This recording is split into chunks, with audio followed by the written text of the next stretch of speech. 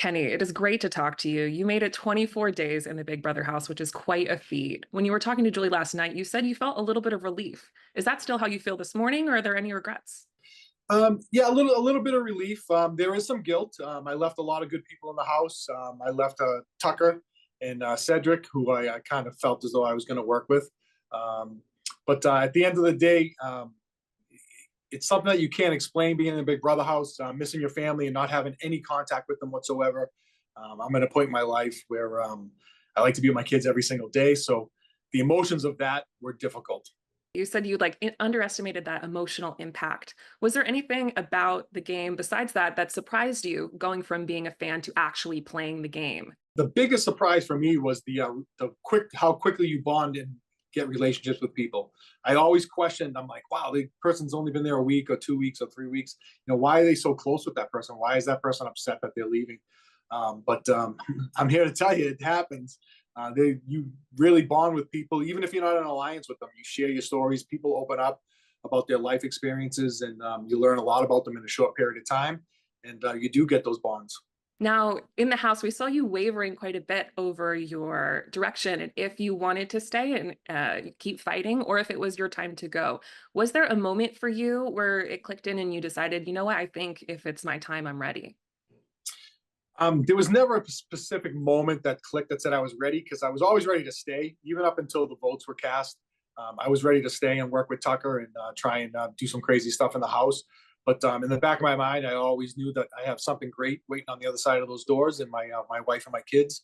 And I'd be lying if I didn't say that I was, earning to be with them as quickly as I possibly could. But I did sign up for the game. I underestimated the amount of downtime. I was really good when it came time for HOH comp, nominations, veto meeting. Like those times, I was invigorated and ready to go and ready to work and try and work myself through the game and work myself through the emotions that I was having. But then you have that downtime. You have those 3 days of like just trying to like work your alliance, see what's going on in the house, try and keep your personal game up, and that whole time thinking about your family and thinking about your kids made it very difficult for me.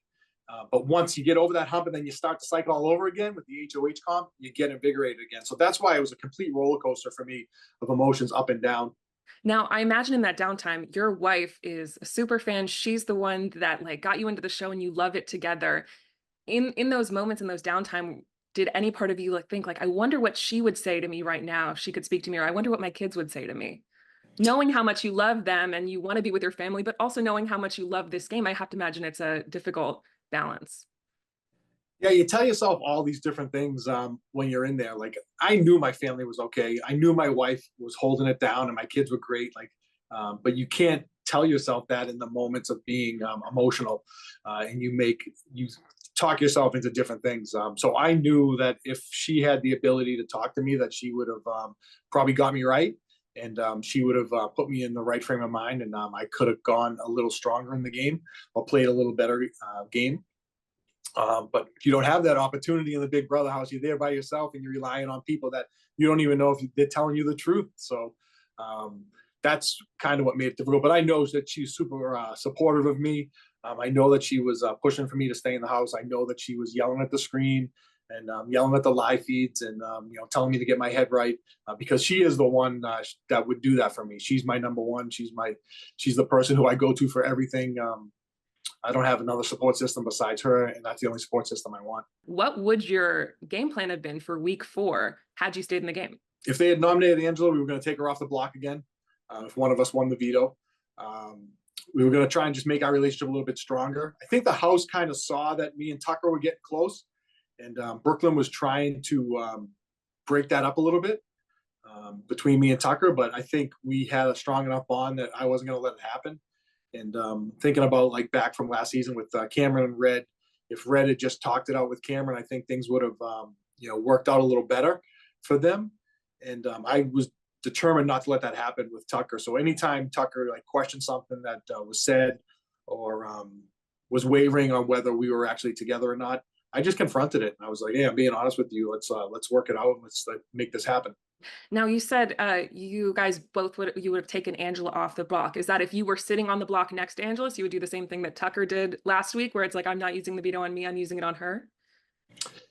That was definitely a possibility, especially if Tucker wasn't up there. If Tucker was up there, I would have had a difficult time doing that because Tucker's such a comp beast that I knew he was going to win the AI arena. I knew that he can win any veto, any type of competition he's going to be a competitor in. So if it was both of us again and Angela, that would have been difficult for me to do, but not necessarily him, because I think he is a stronger competitor in that aspect of it, and I think being smart in that moment would have been the best decision to make. And I think Tucker moved a little too quick this week to use the veto on Angela. I think that was a week away if we had to use it on somebody else. But hindsight's 2020. This was a big week, and I want to dive into it. I don't think I've seen a veto ceremony this crazy in quite some time. What did you make of what went down and the disconnect between Tucker and Cedric, who were both people you were close with in the house? What was your perspective on everything that went down? Yeah, I think I kind of spiraled Tucker in that aspect because I ended up having a good conversation that morning with Quinn, and I thought that there was an opportunity to bring Quinn in with us. And Quinn kind of got me hook, line, and sinker. He was all for it. He was excited. He was like, "This is a great idea. Let's do it, man. Let's do it." And he goes, "Talk to Tucker. Let's get this done." And then when I talked to Tucker, Tucker's like, "Wait a second. Like Quinn's in the Underdog Alliance. He's in another alliance with me. And he's in the Have Not Alliance that we formed. I think it was like the Andersons or something." He was like, "So he goes, Quinn's in alliance with everybody in the house, and now he's trying to get an alliance with you and me." He was like, "No, Quinn's got to go. He's got the power. He's got to go." So his plan was actually fairly good. I just think it was a week too soon. And when we sat down to talk about that, I think Cameron ended up coming in the room also.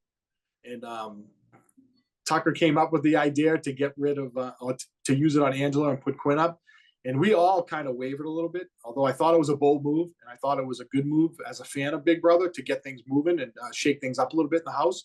I just thought it was a little early. And even up until an hour before the vote, I kept asking Tucker, "Are you sure you want to do this? Are you sure you want to do this? I don't think we have the votes, and I don't think Cedric is going to do it." And it kind of went down how I expected it to go down. Now, do you imagine like that Tucker and Cedric are now going to go after each other following this? And how would that have worked if you were still in the house and like close with both of them? Yeah, I tried to kind of set it up before I left. I mean, I know Cedric's in different aspects of the house, but I think Cedric should try at least to stay close with Tucker. And I told Tucker to try and, mend that fence. And Tucker said it, he was going to try to. But I think Tucker has a bigger target than Cedric, which is Quinn. And I mean, Quinn made that perfectly clear in his speech. So I think that's going to motivate Tucker more. I think Quinn shouldn't have poked the bear in that aspect of it. I think Quinn could have, if he eased into it a little bit better, he could have pushed it more towards Cedric. But we'll see how that plays out. When we were talking about Angela earlier, you had mentioned Brooklyn. And I know that you had your sights set on a potential all girls alliance and that you had a bit of a conversation with Brooklyn about that, where she was saying that's not the case. Why was that a theory that was strong in your head? And what did you make of her response to that? I was finding it very difficult that there wasn't a large alliance already in the house, which I'm sure there was, but I wasn't privy to, especially coming into week 2.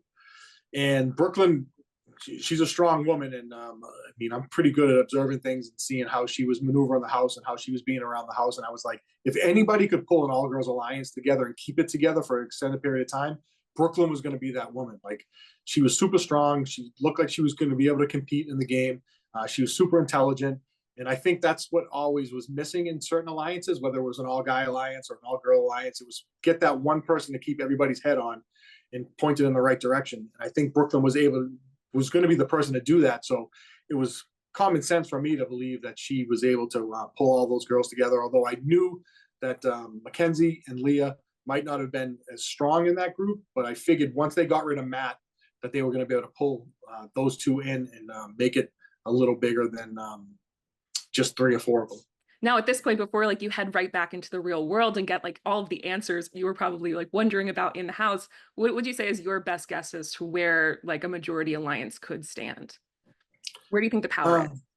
Yeah, I think Brooklyn's right on the house. I think Brooklyn's is the core of a decent sized alliance, whether it's all girls and a couple of guys, because she was the one feeding me information. She let me know that the house slipped on Matt. She let me know that the house slipped on Lisa.